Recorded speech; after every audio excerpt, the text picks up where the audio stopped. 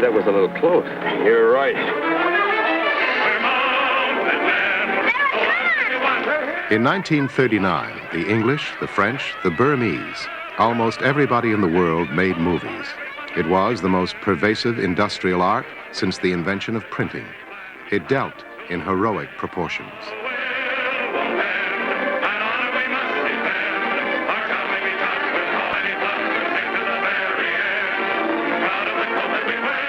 But the Canadians were not interested in myth-making, and so they let the Americans make their movies for them. The Americans did a good job. Before Hollywood, after all, the Mountie was just another cop. Wonderful country, Canada. You get used to it.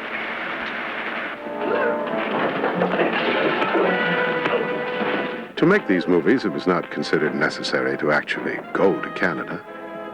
A director would say, "Has anybody here seen Canada?" And there was generally somebody on the set who could help.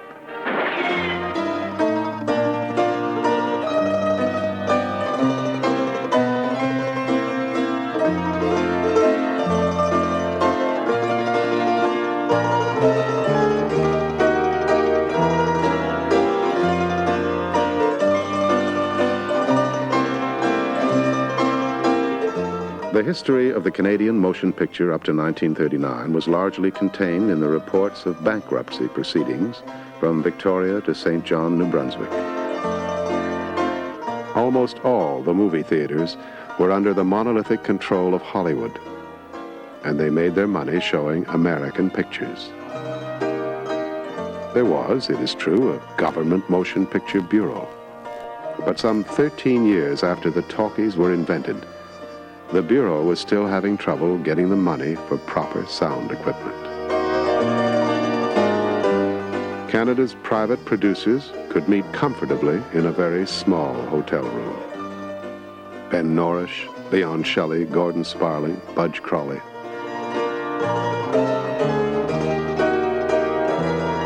International recognition was limited to an obscure American prize awarded to Budge Crawley for a movie about the scenic aspects of his honeymoon.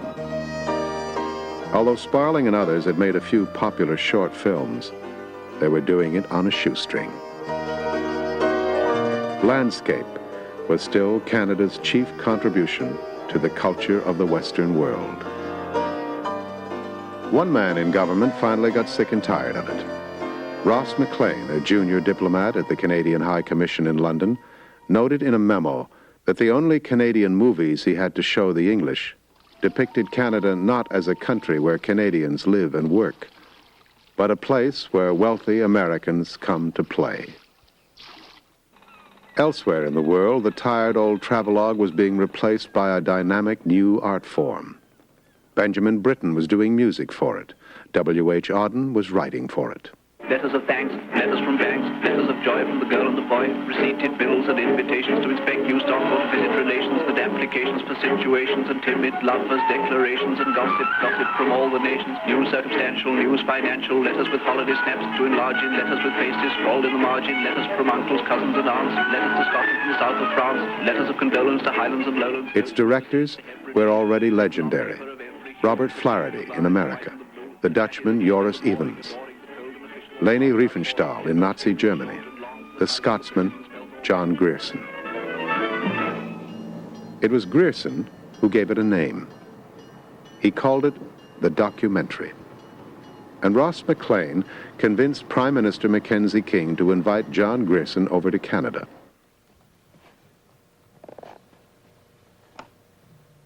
On March 16, 1939, on Grierson's recommendation, the Canadian Cabinet brought to Parliament an act to establish a national film board to make the documentary.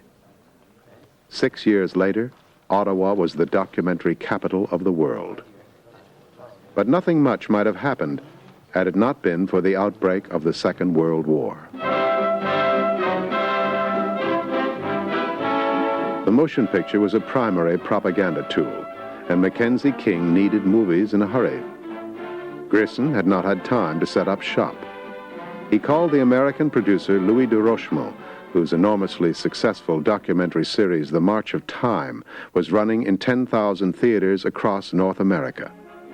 He talked Hiroshima into calling his next show, Canada at War, and producing it with the Canadian government. And here, more than anywhere else, the visitor can feel the national determination of 11 million citizens of the Dominion of Canada who, in their own right, have taken up arms at the side of Britain and France to fight a war which they believe is in a just cause, a war in which they are confident that the strength and resources of their new world nation will be a mighty factor in bringing victory and peace. To make movies, Grierson would use anyone who could help. Even the Prime Minister's private secretary, Walter Turnbull, soon found himself in the middle of show business. I was asked to go down to New York and see the rushes and the general setup. And I did have one slightly amusing experience since it was new to me. As a person with a tin ear, I found it necessary to direct the orchestra in the playing of O Canada because their tempo was wrong. So here was Turnbull up waving his arms, trying to give them what I thought was the correct beat.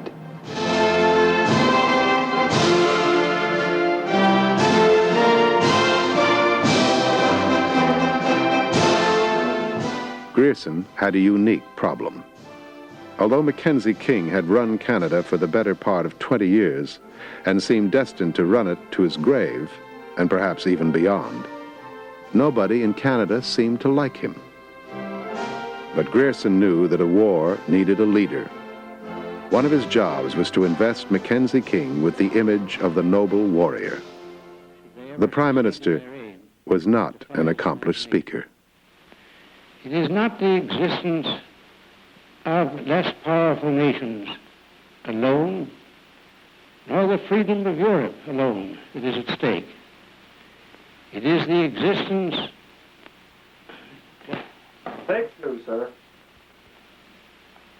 It is against these forces which threaten the existence of free nations. No, I can't do it. The coverage of the Prime Minister eventually moved the loquacious Member of Parliament, Jean-Francois Pouliot, to flights of parliamentary eloquence. I am told that the pictures taken by the film board of the Prime Minister are as numerous as the posterity of Abraham, as the stars in the sky or the sand in the sea. Photograph from the right, photograph from the left, photograph right in front, some photograph backward. They even do profile photograph, the camera up and down. This explains the sudden rise to power of this newcomer, John Grierson. But no matter how often Grierson trundled King before the cameras, he could never hope to match a single performance by Winston Churchill one winter afternoon in Ottawa. Of all of Churchill's ringing wartime utterances, the only one ever recorded on film was captured that day by cameramen of the National Film Board. When I warned them that Britain would fight on alone, whatever they did, their generals told their Prime Minister and his divided cabinet, in 3 weeks, England will have her neck wrung like a chicken. Some chicken.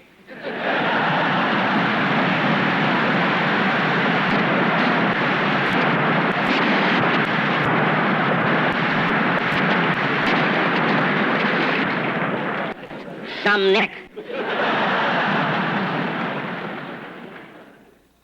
In the early days, not only the best performances, but the writing and directing of Film Board movies was largely in the hands of British imports. Stanley Hawes, Raymond Spottiswoode, Stuart Legg provided the creative leadership. Where there was Canadian talent, he used it. He needed music, and he got Lucio Agostini of Montreal. He needed a voice, and he got the booming resonances of Lorne Greene. Lorne, would you give us a level, please? 1, 2, 3, 4. Here's more copy, Mr. Green. Okay, kid, out of the studio. Just 1 minute to go.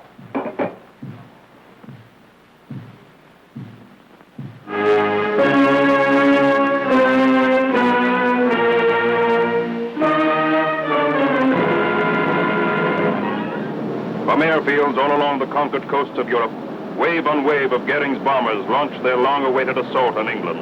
A typical early film was called Churchill's Island. With this movie, the National Film Board of Canada became a household name. In those fateful autumn days of 1940, when none knew what terror the skies might hold, there appeared from end to end of Britain the strangest fighting force the world has ever seen. An army of citizens, self-organized, self-disciplined.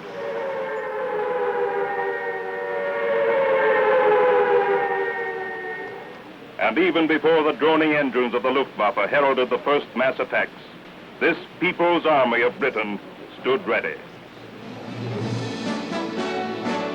Oscar night in Hollywood. 1941 winners include Gary Cooper for Sergeant York, Joan Fontaine for Suspicion, Orson Welles for Citizen Kane, and a happy surprise, the National Film Board of Canada for the documentary Churchill's Island. A big night in Tinseltown for the Dominion to the north. An Academy Award was delivered to the Department of Public Works representative at the abandoned sawmill on the Ottawa River, which served as the studios of the National Film Board of Canada. The man who made Churchill's Island and Grierson's key lieutenant in the theatrical world was the brilliant English writer and editor Stuart Legg. Legg worked with a Hollywood distributor. He would see a rough cut with me, and the lights would go up. There'd be a long silence. And then Dave would sigh, and he'd say, "Stuart, I gotta sell this crap."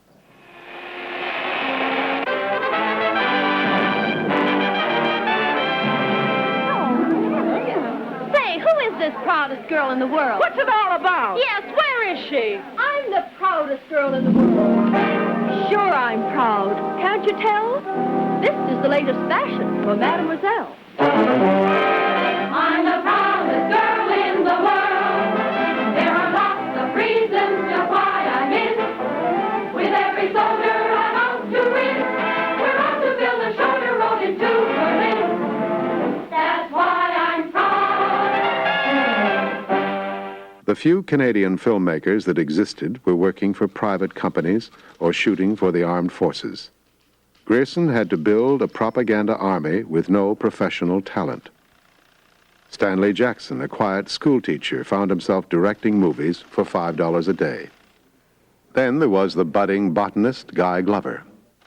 Gudrun Parker, who wrote a woman's column for the Winnipeg Free Press. A couple of tough Jewish kids, Sid Newman and Julian Rothman. Chemists, poets, rich kids, and con men.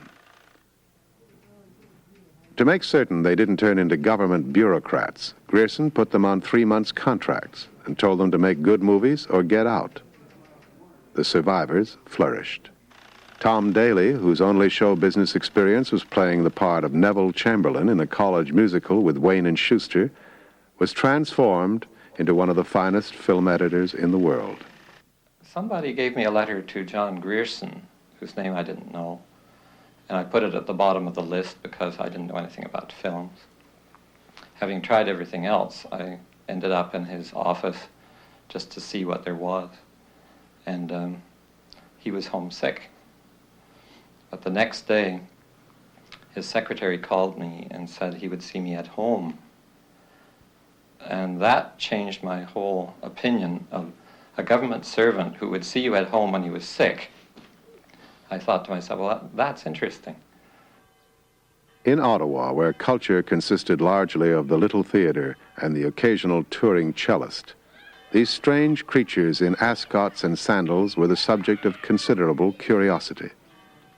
They were definitely not your typical civil servant.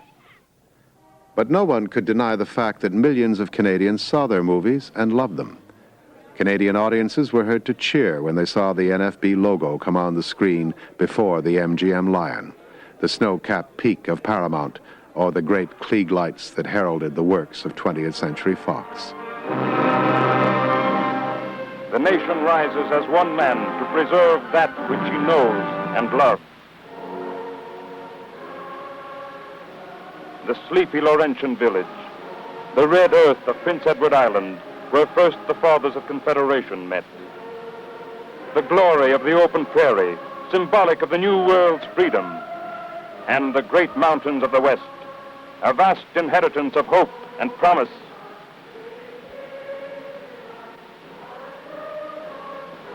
To preserve and protect all that she holds dear, Canada, at the end of the war's first year, accepts the challenge of total warfare and stands on guard, for she knows that only thus will she survive.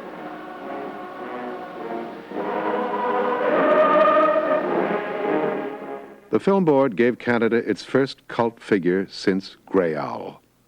A modest genius was at work in the sawmill. Norman McLaren drew pictures and sound directly on film.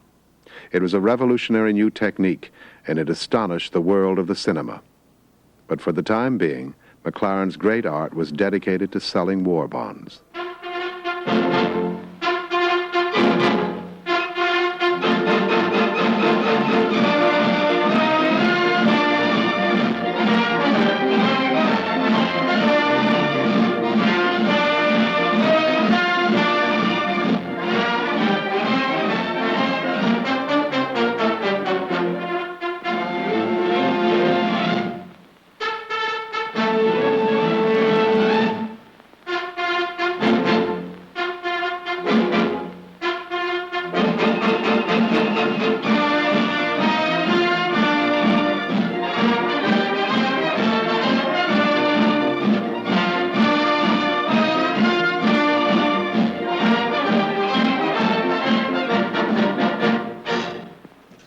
Perhaps the most important employees of the Film Board were an anonymous collection of women known simply as the Pirates.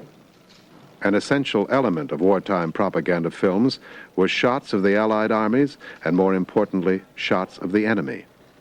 The job of the pirates was to beg, borrow, or steal from friends and enemies. Ottawa became one of the world's great repositories of global war footage. The amount of film material which was shot by the governments who were involved, by the armed forces, by the propaganda agencies and so on of the belligerents, was absolutely fabulous. It was incredible, the amount of footage that was being turned out. There was all that stuff coming in from the Allies. Then, of course, you had the captured material, German, Italian, Japanese, which arrived by all kinds of sort of weird, odd, roundabout routes via Stockholm, via Lisbon. It was Tolstoyan sitting in the theater looking, at 40, 50,000 feet of film at a time. It was like War and Peace.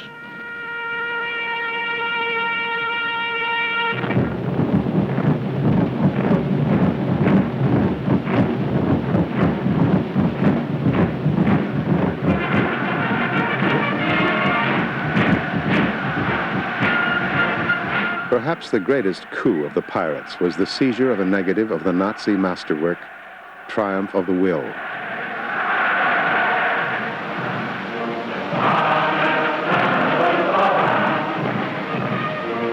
In 1934, Hitler's propaganda minister, Goebbels, had mobilized the entire German motion picture industry under Hitler's favorite director, Leni Riefenstahl, to create a monumental documentary aimed at terrifying potential enemies of Nazi aggression. In the hands of the Canadians, Triumph of the Will was turned against Nazi Germany. It was used in a dozen different films to illustrate the monstrosity of Adolf Hitler. Within a year, the little painter from Austria was gazing down upon the gigantic spectacle of a nation molded to his own brooding image. But the spectacle that Hollywood might have staged for a show, Goebbels staged to dope the human spirit.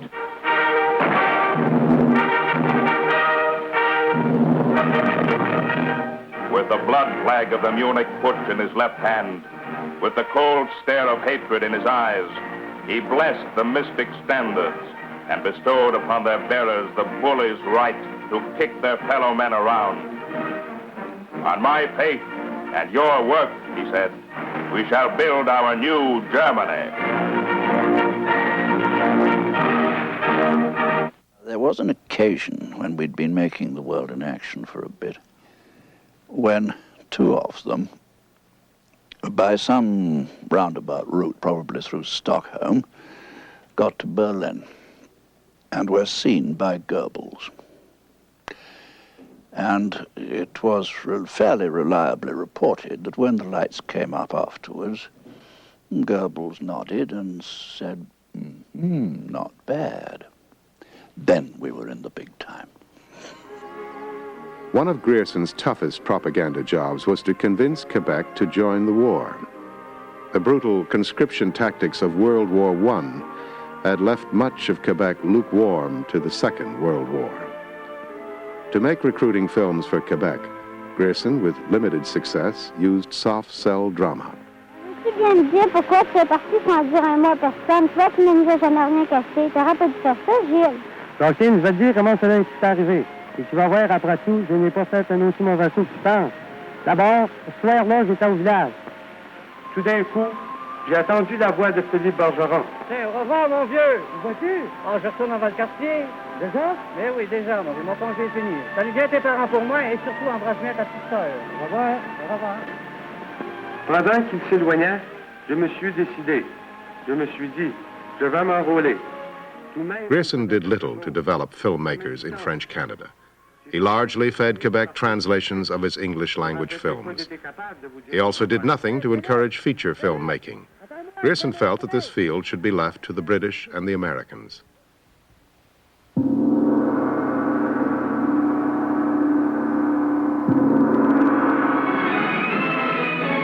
A British contribution was The 49th Parallel, the story of a Nazi U-boat crew in Hudson's Bay.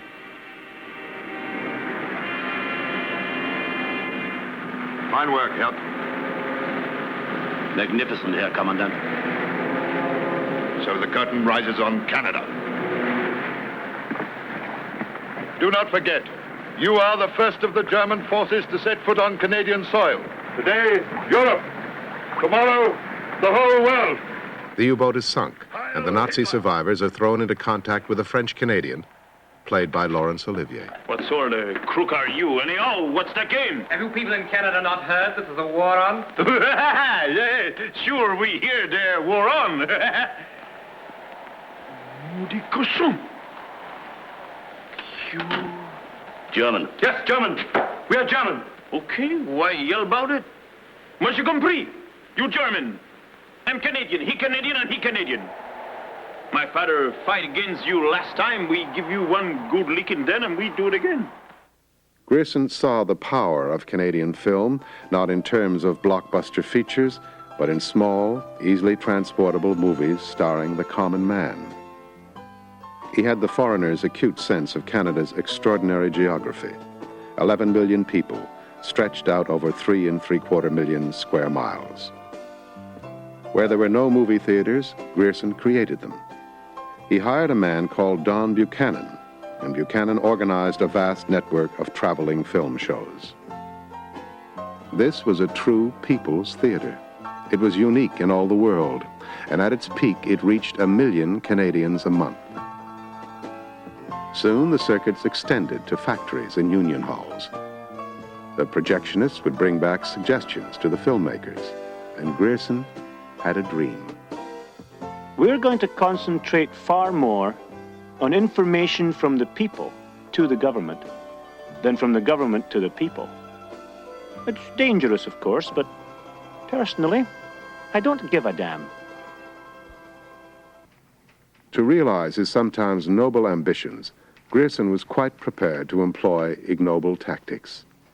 When a naval officer was reluctant to give him ships for a movie, Grierson would bring out his cameras and film the officer, who was then easily persuaded to provide the necessary ships to go with the shots of himself.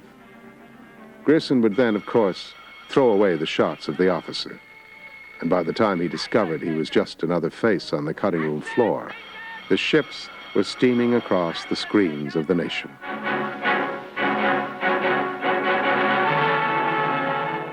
Inevitably, Grierson picked up a lot of enemies along the way. Disgruntled civil servants fed material to Mackenzie King's political opponents. Mitchell Hepburn, the Premier of Ontario, received this letter from Leo Dolan, one of Mackenzie King's senior civil servants. Dolan wrote in part, "This guy Grierson is the smoothest limey to come here in years. He has had the inside path with your pal, Willie King. I know that these New York Jews are always with Grierson, and I'm convinced the little bastard is an English Jew.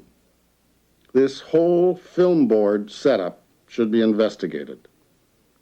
I know they have had some queer dealings, but of course I can't get the dope as I would want it. If the right kind of questions are asked in the House, some enlightening information should be forthcoming. There were some returns filed last year that should make interesting reading. My best for the new year, and always, sincerely yours, Leo." But Grierson kept one step ahead of the enemy. He was not an easy target. He moved fast, and he was lucky. Grierson wanted to get Canadian movies into American theaters. He was in the middle of negotiations when his filmmakers handed him the perfect picture. Believed to be the world's most powerful fortress, Pearl Harbor. War Clouds in the Pacific had been released in Canadian theaters, and it contained an uncanny prophecy of Japanese war strategy. Limited in cruising range to some 1,500 miles and mounting less than 100 heavy caliber guns, the tactic of the Japanese battle fleet must be to strike swiftly and hard before the combined strength of the United States and Britain can be massed against it. 3 weeks later, the Japanese attacked Pearl Harbor, and War Clouds in the Pacific became a smash hit. United Artists signed up for a whole Canadian series. It played in 7,000 American theaters every month, and for the first and only time, Canadian film had mass American exposure.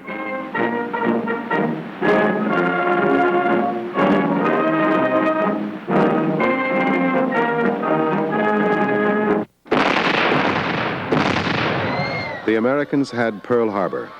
The Canadians had Hong Kong. The Japanese sneak attack destroyed 3 Canadian regiments, and the Japanese audiences enjoyed a film called The Surrender of Hong Kong.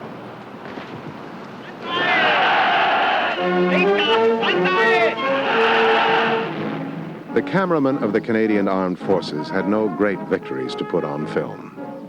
The bulk of the Canadian Army had been sitting in England for more than 2 years with nothing to do.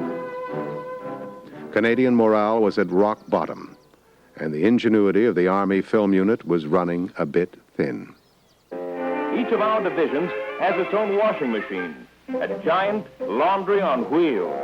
And I've seen one of them wash and dry my platoon's clothes while we were in for a swim, all within an hour.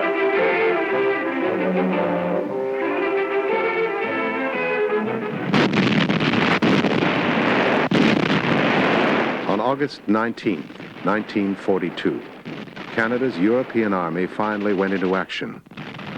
And once again, it was covered exclusively by enemy cameras. Die Infanterie des deutschen Küstenschutzes geht zum Gegenstoß vor. Der Feind ist zurückgeworfen.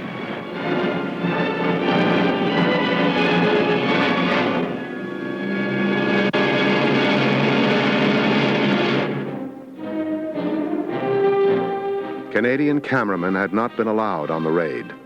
It was probably just as well. The raid on Dieppe was a military disaster. 900 Canadians were killed, 2,000 were captured, and Nazi Germany had a nice little newsreel.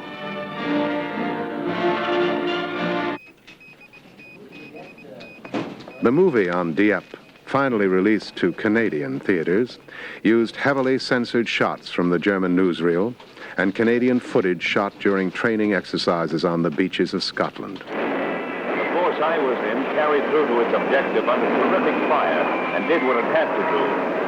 Those 9 hours ashore seemed like 9 minutes. In the interests of home front morale, the facts were distorted, and Dieppe became an item tucked away in an innocuous newsreel.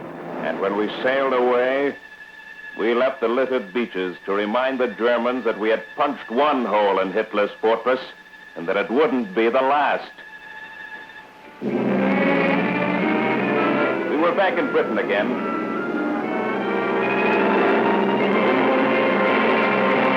There was a little time for relaxation, but even our relaxation was an active one. Our fellows played football with English and Norwegian teams or held their own inter-regimental sports, perhaps not up to Olympic Games standard, but darn good fun anyway.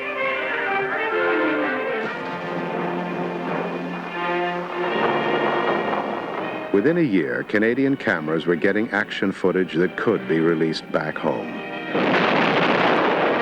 Movies of the Canadian victory at Ortona were among the finest ever shot.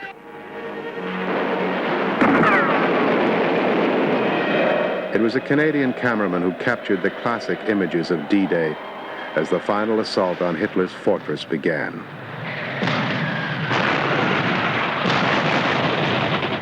Six Canadian cameramen lost their lives. 11 others were wounded recording Canada's war effort.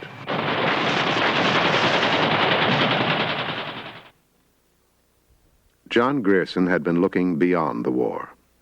It was, he said, the century of the common man, and he wanted to involve Canadian audiences with the larger global issues. Here, Grierson was on dangerous ground. He was getting into politics. A film on Canada's wartime ally, Russia, had already got him into trouble. And to a Europe already beneath the heel of the conqueror, the new Russia sent a message of hope. Our task is to pull poverty and darkness and slavery out by the roots. Herein lies our strength.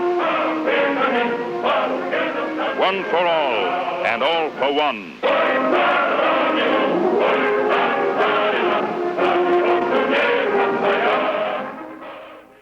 Inside, fighting Russia was banned in Quebec, and questions were asked in the House.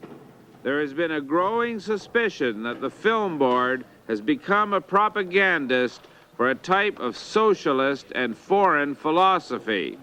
My objection is that we have a national instrument of government that is putting out Soviet propaganda. Yes, we were accused of being communists and all the rest of it. One has to remember at that time that Russia was an ally, and an ally of enormous importance in holding off the main German forces for several years from Western Europe. And I think there was a good deal of cause to be friendly to Russia and to face the reality that here we were. We might not approve of their politics, but we approved of their soldiery. And come what may on this 2,000-mile battlefront. We didn't really know about the terror, the Stalinist terror. And though it didn't negate the whole film by any means, I think if you looked at it now, I think you'd find that the end looked rather naive. And today, across the vast spaces of steppe and tundra, the men and women of the new Russia are reading the message which the Red Star, shining from the smoky windows of giant munitions plants, sends forth into the night. We are strong because we have a faith.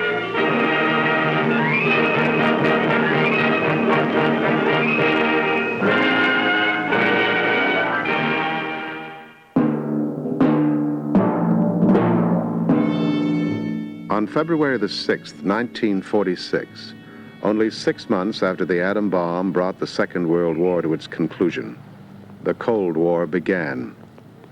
And it began in the capital of Canada. The Russian cipher clerk, Igor Gushenko, fled the Russian embassy bearing evidence of a communist spy ring involving a member of parliament, a government scientist, and 7 other prominent Canadians.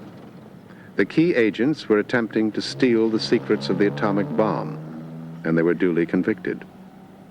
But there were passing references to other Canadians in the Russian documents, and they were marched to a secret tribunal for questioning. One of them was John Grierson. The Russian documents had suggested that one of Grierson's secretaries was a spy, and that Grierson could be used to help her get a more sensitive job at the National Research Council. Grierson denied any implication, and no charges were ever laid. But the forward progress of John Grierson as a prime mover in the world of cinema ended that day. Smeared with guilt by association, Grierson was finished in North America. The man he had photographed so heavily over the years was not about to come to his assistance. And I would find it difficult to begin to understand them if I didn't know as much of their hearts as I do. I wonder if we could have these lights out. I can't see anyone that I'm talking to. But it would be a great help if we could. And by the time Grierson left, he was treated in such a shabby way that I don't think I've ever felt so disgusted at the Canadian government as I did then. When it came time to turn Canada's great spy scandal into a motion picture, it was 20th Century Fox who came to Ottawa to do it, with Dana Andrews starring as Igor Gushenko in Behind the Iron Curtain. Mackenzie King thought it was very good. They went to a gay restaurant. Gushenko discovered that Canadians were a happy people. No, you need people in the right places. The Army, the Air Forces, the Navy, the National Research Council, the Department of External Affairs. Good night, gentlemen.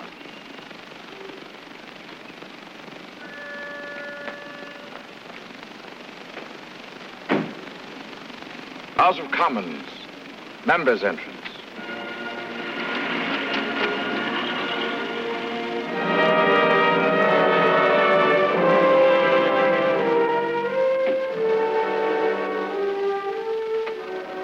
Good evening, John.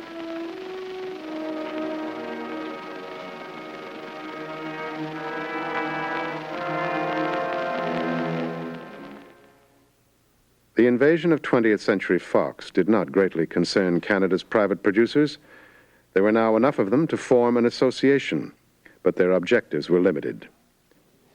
And the AMPPLC were not interested in joining anybody to fight the Americans, particularly at that time, or to try to lobby the government to say quotas or levy or whatever, because they couldn't compete in the production market with the product. No way. The big movie business in Canada was government business, and this was controlled by the National Film Board. The private producers argued that with the war's end, the NFB should fold its tent. Government films could be made more efficiently by private enterprise.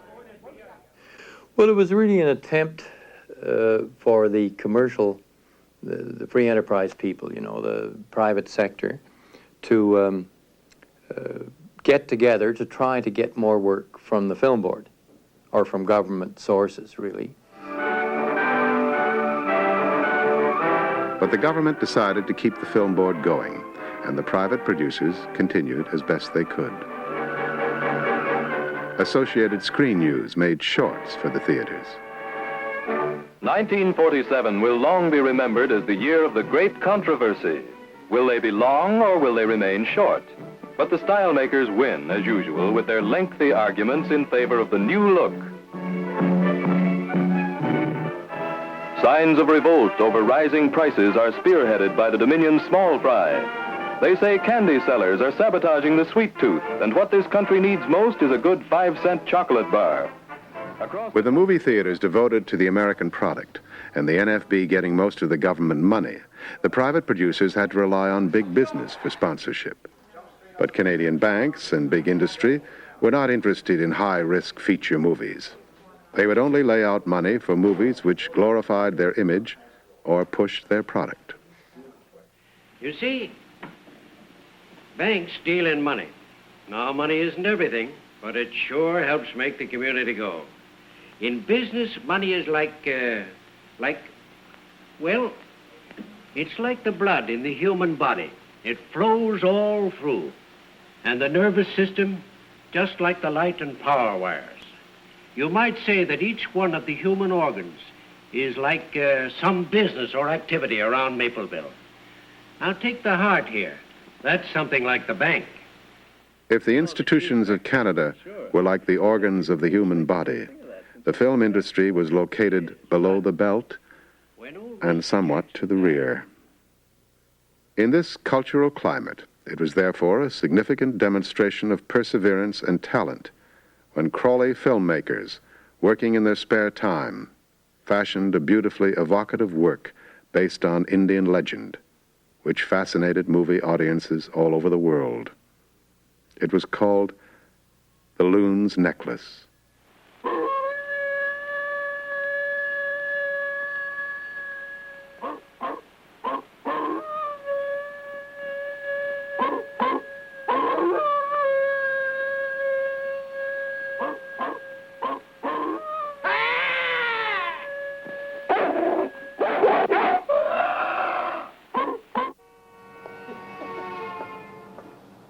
As far as the movie business was concerned, Quebec was a province unlike the others.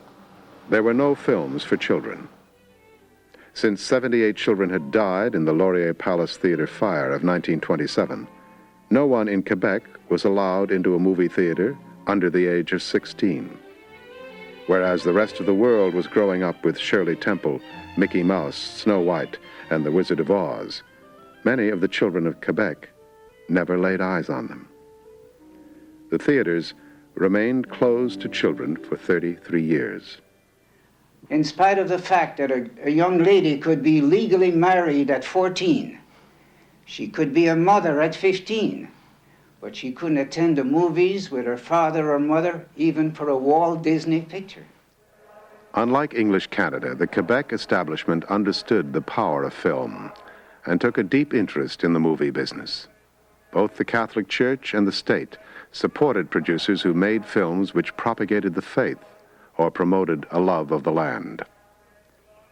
Back in the 30s, l'Abbé Maurice Prou, a priest who had learned filmmaking in Rochester, New York, had worked 3 years in the Abitibi directing a feature documentary to promote colonization of the Quebec Northland. The purpose of the film was to encourage wives to join their husbands and raise their families in the spirit of the pioneer.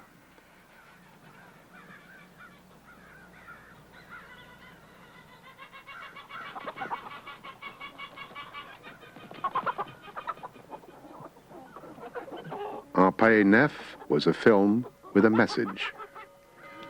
Most of the Quebec entertainment films had come from Paris, but with the war and the Nazi occupation of France, this source dried up.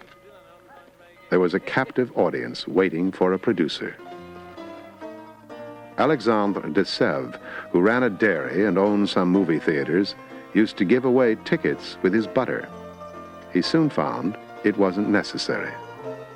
Quebec wanted to go to the movies. De Sèvres, with a fine sense of the power of Catholicism, went into movie production in partnership with the church. He had a spiritual advisor, l'Abbé Vacher, who promoted the company's shares from the pulpit on Sunday and sold them in the sacristy after Mass. De Sèvres envisaged a holy trinity consisting of the church, the state, and de Sèvres. In 1946, the film studios went up on Côte-Neige Road in Montreal, and there were even rumors that the Pope himself would appear in one of de Sèvres' pictures. But when it came to actually making movies, he fell back on the old tried and true action formula that had been the Canadian trademark in the silent film era. Rescue from the rushing northern waters. De Sèvres made one concession to God. The rescuers in his films were always good Catholics.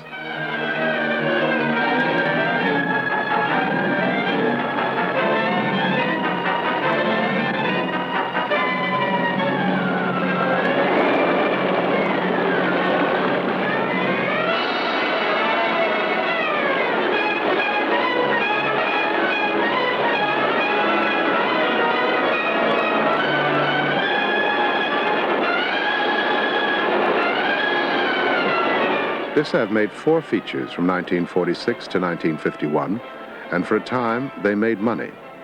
But the other big Quebec producer, Paul Langlais, thought Dessève and Vacher were doomed from the start. L'Abbé Vacher was selling Catholic films, and I don't think you can sell Catholic films any more than you can sell Catholic shoes. Paul Langlais was Canada's most ambitious film producer since the advent of the talkies.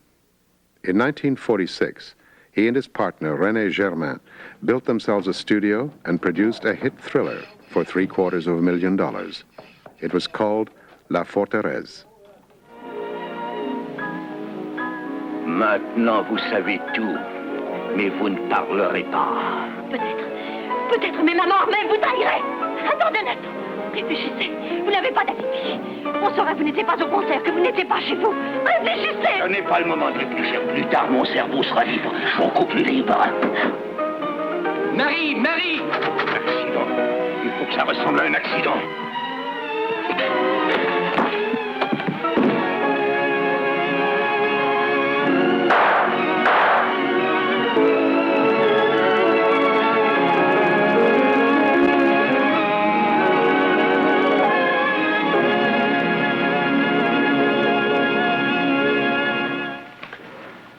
I will not let anything stand in the way of your success. Not anything. Of our success, sir. Langlais hoped to reach beyond the French market. With La Forteresse, Langlais became one of the first producers in the world to double shoot a movie in 2 languages with a separate cast.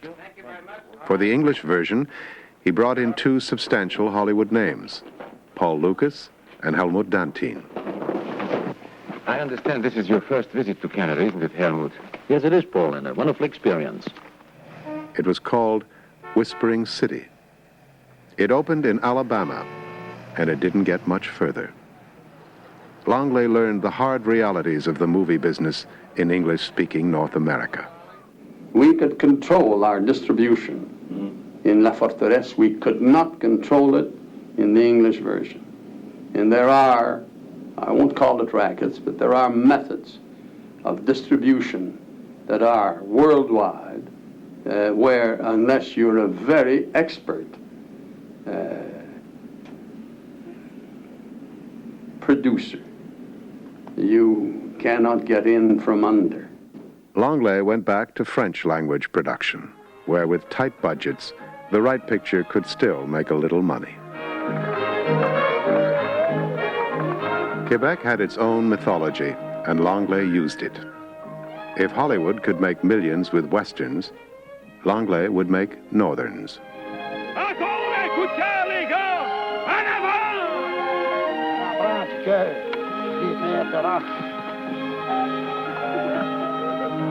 Séraphin, based on a popular radio serial, delighted the Quebec audiences. Voyons, monsieur le maire. Pas de progrès, pas d'avancement. Pas d'avancement, pas de progrès. The dialect and the humor was Quebecois, and the audiences knew and loved each character.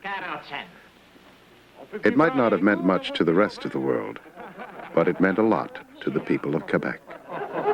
Et vous, Béravid, décidez-vous. Ouvrez-vous, c'est le temps.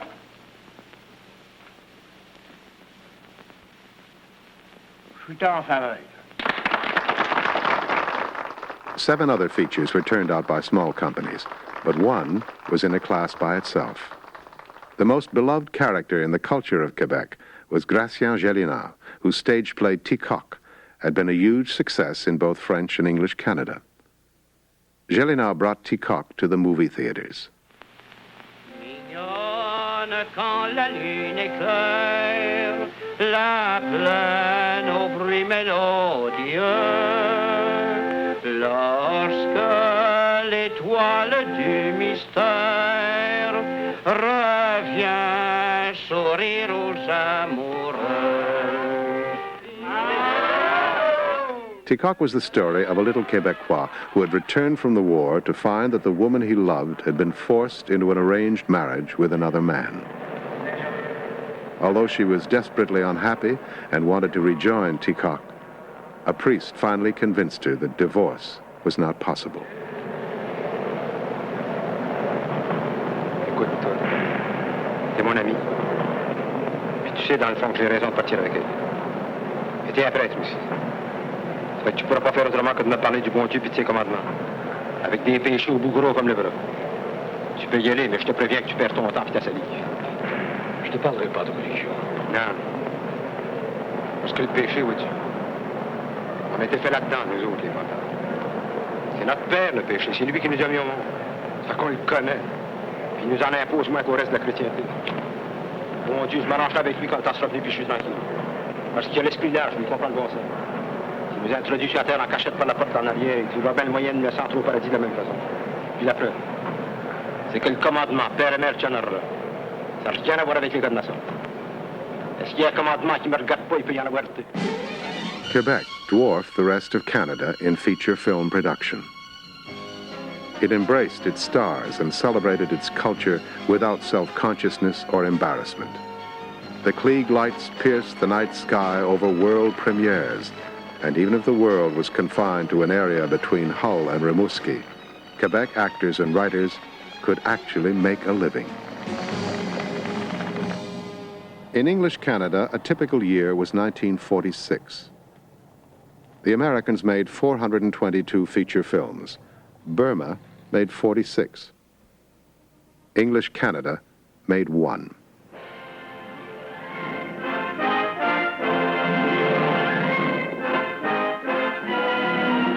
Bush Pilot, produced in Toronto for $160,000, was one of the few English-Canadian features in the entire post-war era to get any distribution at all. Anything for me in the afternoon train, Sam? Yeah. Nitro. Where is it? Chuck took it. Chuck took it. You let that kid handle Nitro? Look here, Red. He insisted on taking it. I couldn't let that stuff lie around the office until you felt like calling for it. Do you know what's happened? Chuck's taken the light plane and decided to deliver that stuff himself. The air's rough this evening. One good bump could explode that Nitro.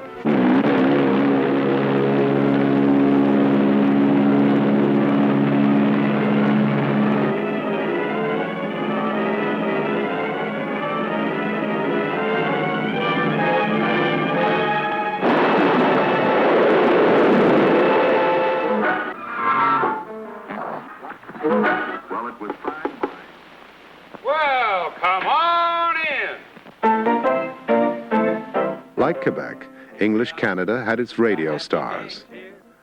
The nation stopped to listen to the Happy Gang, Alan Young, Jake and the Kid.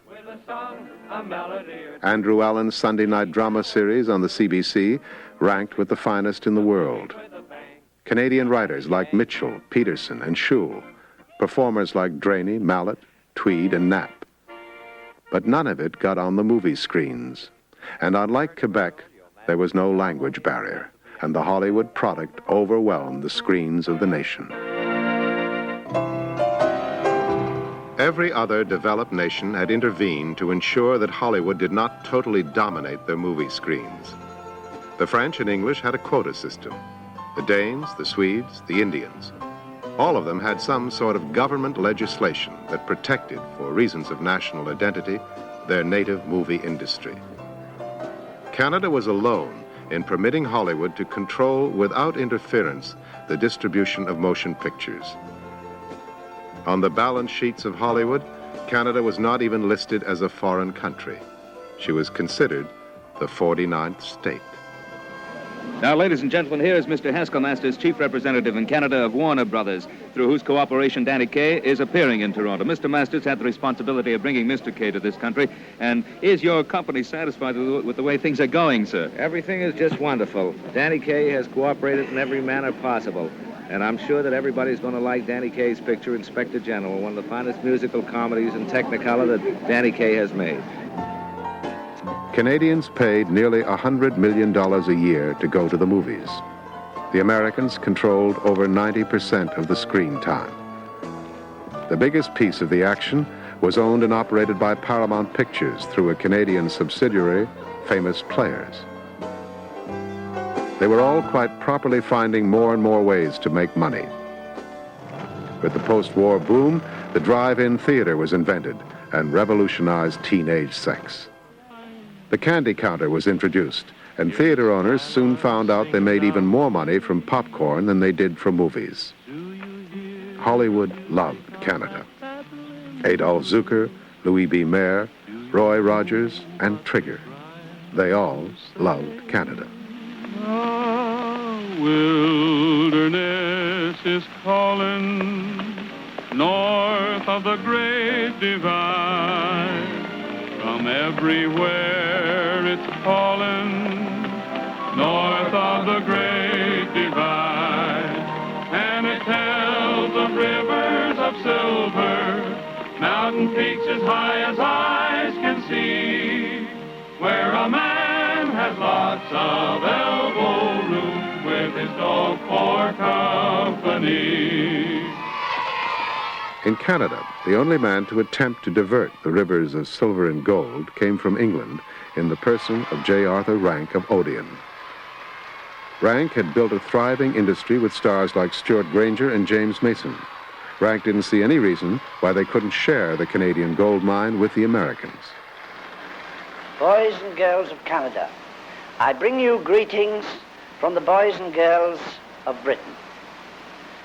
It's a great moment for me to be present at the first Canadian Saturday morning movie club here in Toronto.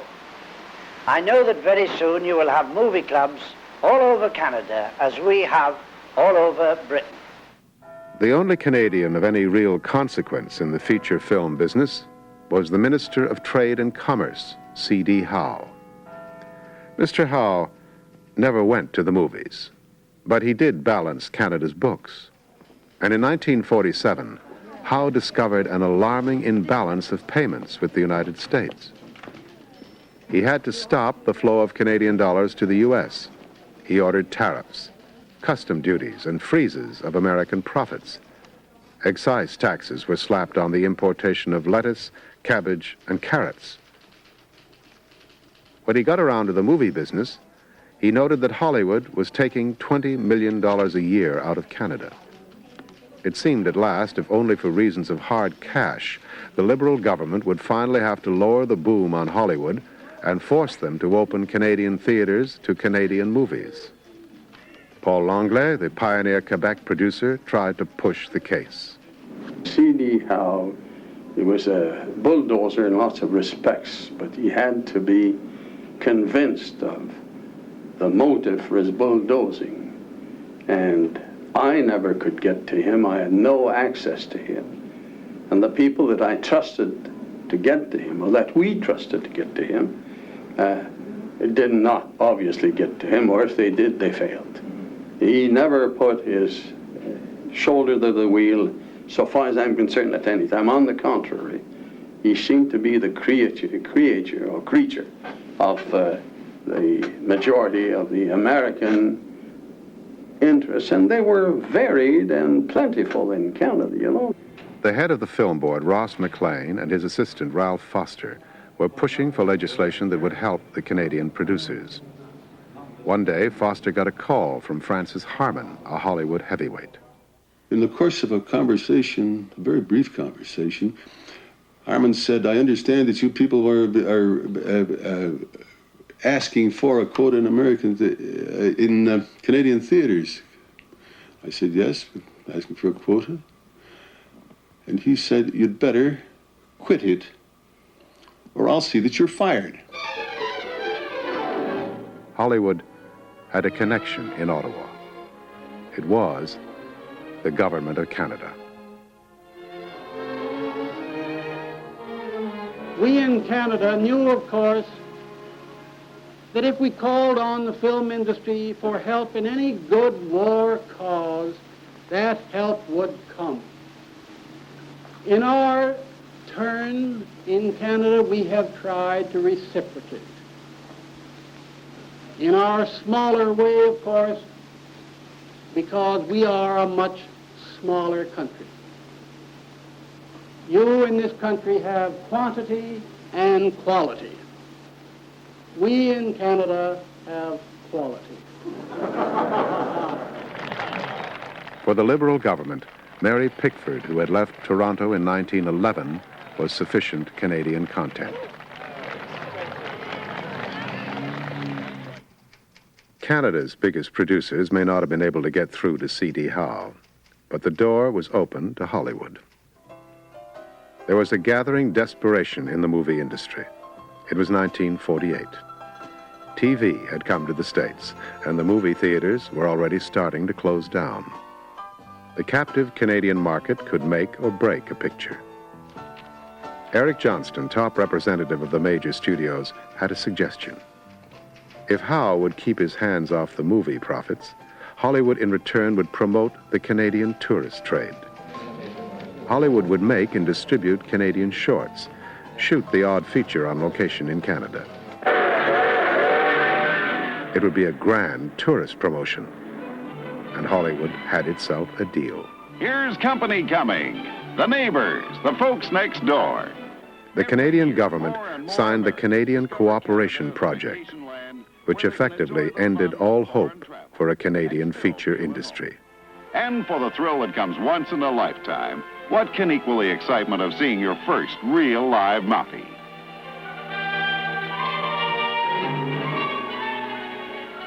Come on, Aunt Emma. Here's the high spot of your Canadian tour. Howe didn't seem to understand what he had done. He was quoted in Variety as saying that feature films would start rolling at once in Canada in a big way. Just why he drew this conclusion, nobody ever found out. American movie crews did occasionally come to Canada. Bing Crosby yodeled in the Canadian Rockies. Marilyn Monroe pouted before Niagara Falls. The only Canadian content, once again, was scenery. Now we shall smoke the pipe of peace, Indian and American and Canadian. We celebrate the peace and friendship of our three peoples who live on this northern frontier. There was a Hollywood operative, Blake Owensmith, who was charged with drawing up a list of Canadian references to be dropped when possible into the mouths of movie stars. Nightbirds. I haven't heard them before. Well, they're sort of a special kind. They live up in the hills. Red-wing Orioles. Yeah, red-wing Orioles from Canada. Yeah, from Canada. Warner Brothers were making a picture called Bend of the River, in which Jimmy Stewart was the wagon master of a train going through the Rockies in Oregon. And when I was reading the script prior to production, I noticed that the train got in difficulties and got lost. So I realized they were in Oregon, and the Canadian border was not far away, so I figured, well, we ought to try and get a reference into Canada without being too obvious. So I went to Warner Brothers, and I talked to the writer, who was agreeable, but he said, have you got any ideas? And unfortunately, I hadn't. So he thought a minute, and he said, well, I tell you what we think we can do. We'll have this assistant to Jimmy Stewart point up and say, when you see those birds flying... Red-wing Orioles. From Canada, huh? The Canadian government was perfectly satisfied. Hollywood was absolutely delighted. Cabinet ministers were invited to Hollywood, and glowing references were made to them in a Hollywood memo. Bob Winters, as you very likely know, is as swell a guy as Mike Pearson. We've got to know him pretty well and have sewed him up tight on the project. We will certainly have a very strong man in our corner of the cabinet for any future matter that may come up in which we might need help and understanding from the Canadian government. The American government itself had finally used its antitrust laws to break the Hollywood stranglehold on the theater chains. But there was no such trouble from the Canadian government. Paramount Pictures continued to own and operate the huge Famous Players theater chain without interference. There was a clubby atmosphere. Hollywood representatives were treated to large Canadian luncheons at the Rideau Club, that watering hole of official Ottawa. To protect Hollywood interests in Ottawa, there was the American ambassador, Lawrence Steinhardt, whose family was reported to own a large chunk of Warner Brothers. When J.J. Fitzgibbons, the president of Famous Players, let it be known that when television came to Canada, he would like to have a network, Ambassador Steinhardt interceded on his behalf and reported that C.D. Howe was well disposed towards the idea. When Louis Saint Laurent stopped being prime minister, he was placed on the board of directors of famous players. Of the private producers in Canada, only the French-Canadian Langlais put up much of a fight. I am afraid that I was a Franco voice in the desert, a waspish desert in Canada. And because they did not believe, there was no reason why the average English-speaking Canadian would believe that Canadian film industry meant anything. The American film industry satisfied him. And so, in the great post-war boom, Canada became the third richest country in the world. But alone in the Western world, Canada's movie audiences had no heroes of their own, no lovers, no beloved clowns, not even any Canadian villains. Perhaps the tragedy of the times was the fact that Canadians didn't seem to notice that anything was missing.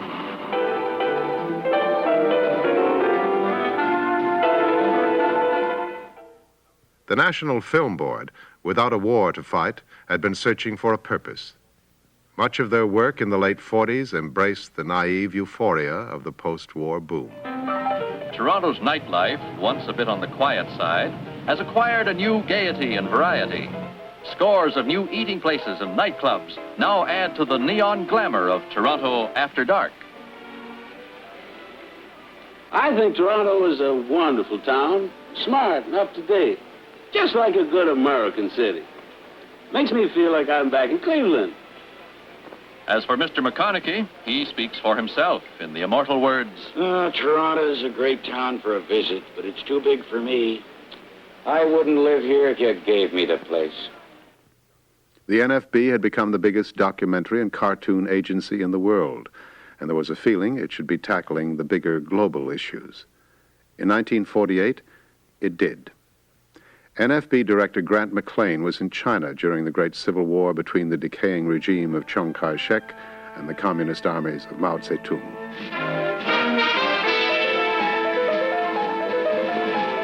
The responsibility for fulfilling Sun's goals fell upon his successor, Generalissimo Chiang Kai-shek. A weighty responsibility. McLean filmed the unfolding cataclysm in China and put it together in an epic film called The People Between. He was taken to the mountain headquarters of the remote Red Prophet Mao. From the north has arisen another claimant to the mantle of Sun, Mao Zedong, tobacco grower, leader of China's Communist Party.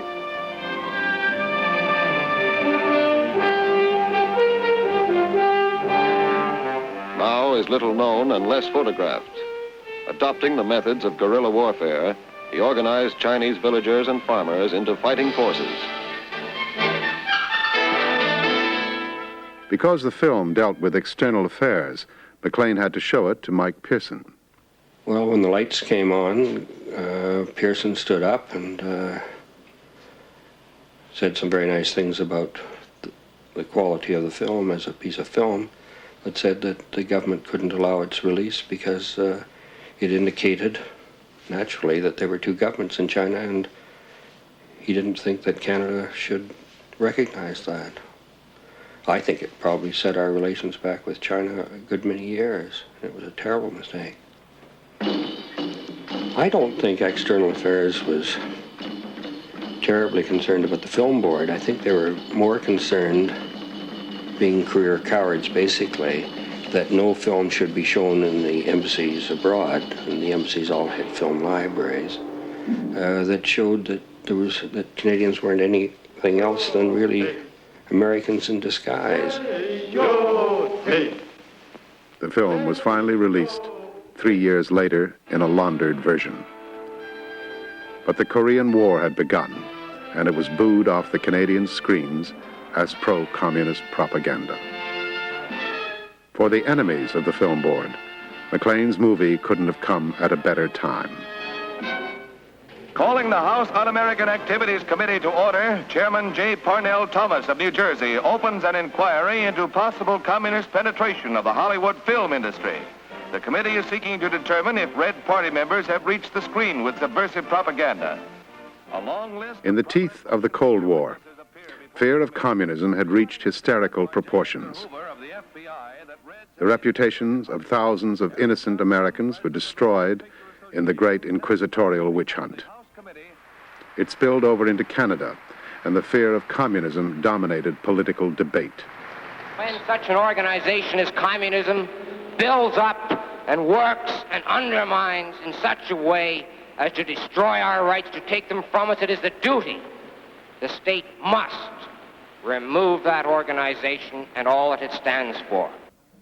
The RCMP had compiled a list of 36 suspected Red sympathizers at work at the National Film Board. As a result, the Army, Navy, and Air Force refused to allow the Film Board to make films related to national security. The story was leaked to the Financial Post. Ross McLean dismissed the RCMP list as rubbish. In any case, I felt that indiscretions probably had been committed, but nothing that could be considered subversive or anything of the sort. So in that case, I didn't ask anyone to resign or leave or anything of the sort. A lifelong civil servant, Ross McLean was fired. Arthur Irwin, editor of Maclean's magazine, was called to Ottawa. It was known that Irwin was looking for an ambassadorship. Bob Winters and Mike Pearson convinced Irwin that if he cleaned out the film board, he might get to be an ambassador. He says, I hear you might be interested in external affairs. He says, we want you to take over the National Film Board. I said, good God, Norman. That, at the moment's the toughest job in Ottawa. He said, that's it exactly. When I got there, I was handed a list of 36 names of employees of the board. I think there were 579 on staff at the time, if I remember correctly. And this list was divided into 3 sections. A, these were security risks. B, probable security risks. C, possible security risks. I don't think the word investigation was used, but cleanup was the word that's in my memory. And so in a sense, we all sort of were padding away there and waiting for the summons to appear. There seemed to be 3 clear cases of people who could be real security risks. The rest, no. There are all kinds of people. There have been people who've been foolish. There was one fellow who'd got up and heckled Jimmy Gardner, the Minister of Agriculture in Saskatchewan. He was a prominent, this fellow was a prominent CCFer. And of course, in the minds of some people, he was a communist. It came to the stage that there was a building up, I felt, of tremendous fear. I can't think of another word.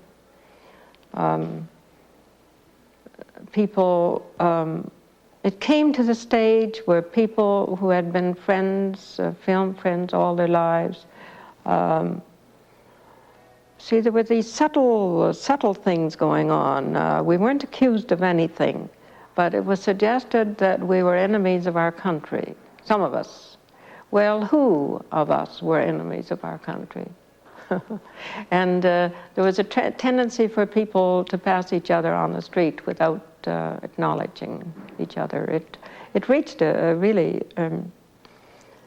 frightening and discouraging stage.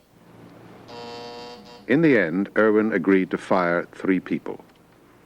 To some, Irwin was branded as a witch hunter, but his friends could argue with some justification that if he hadn't sacrificed the 3, many more would have fallen victim to bureaucratic stupidity. If the film board were not a hotbed of communism, it had become inefficient, arrogant, and elitist. Irwin cleaned up the administration. To clean up their image, he fell into some luck. Princess Elizabeth had come to visit, and who could attack an organization that makes films on royalty? Besides, it was good box office. With an American distributor, the NFB featurette Royal Journey became the biggest English-Canadian box office success since 1919.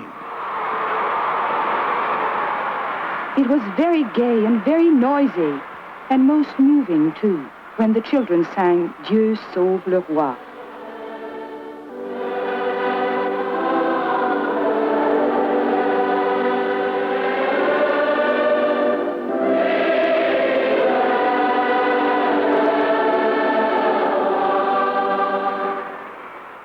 If any filmmaker should have fallen victim to the great Red Witch Hunt, it should have been Norman McLaren. The great animator had been invited to China and had come back disgusted by the corruption of the Chiang Kai-shek regime. He had been much more impressed by the communists of Mao Zedong. So I developed a kind of empathy for them and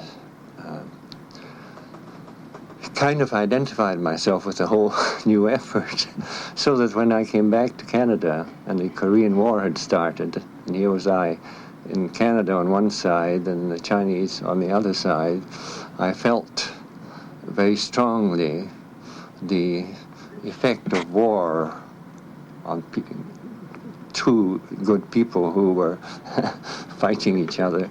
And this intensity of feeling about war made me make Neighbors.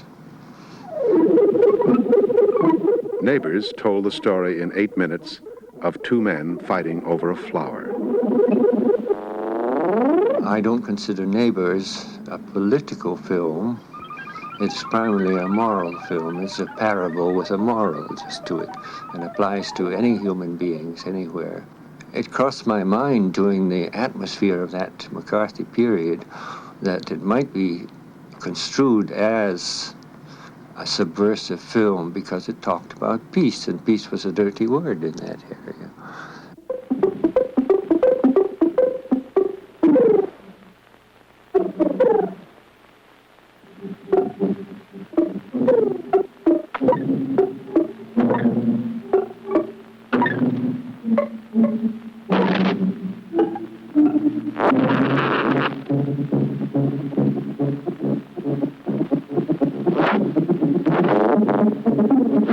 Ironically, official Hollywood, who hunted down pacifists with an unquenchable enthusiasm, presented the Canadian Consul General with an Academy Award for Norman McLaren's Neighbors.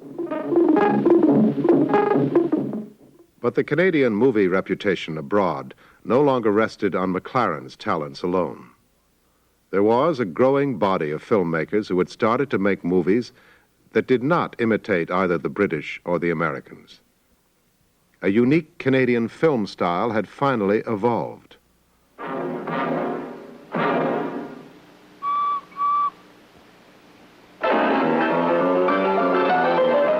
Cartoons like Romance of Transportation had a fine sense of irony and a dry wit that was quite unlike anything else being done.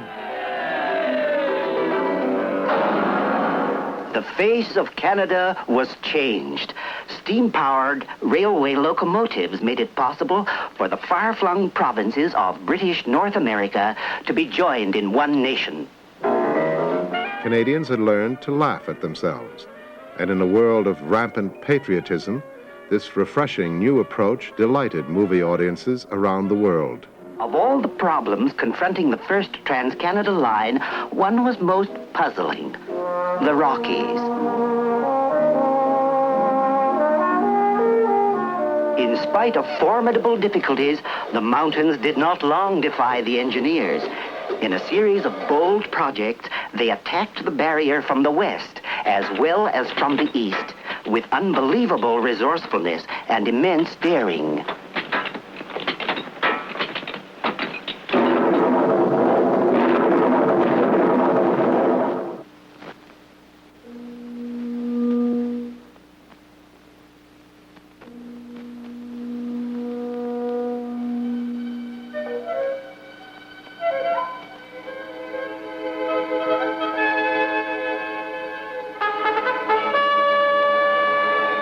In Quebec, where films had tended to romanticize the old rural values, a new breed of movie maker, Raymond Garceau, Jean Paladis, Bernard Devlin, had begun to make movies that reflected the new urban focus of Quebec.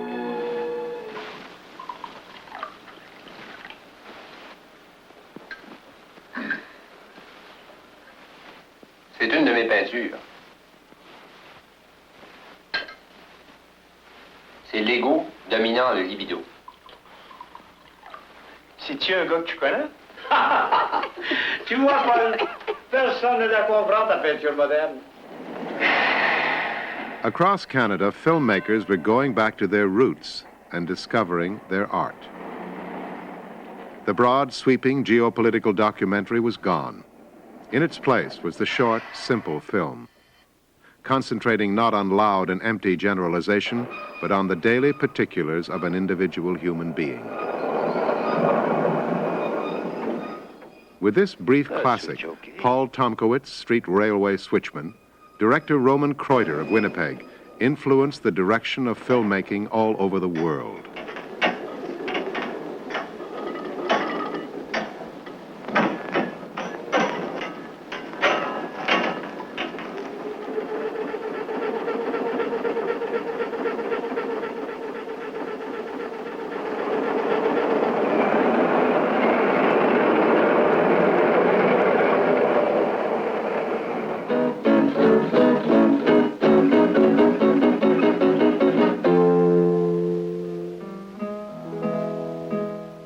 In Alberta, Colin Lowe and Wolf Koenig created a new kind of Western, where Roy Rogers didn't sing, and one felt only the splendid silence of the prairies.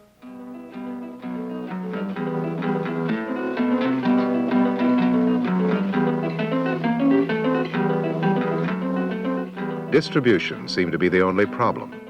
How to get the movies to the people. And then came television.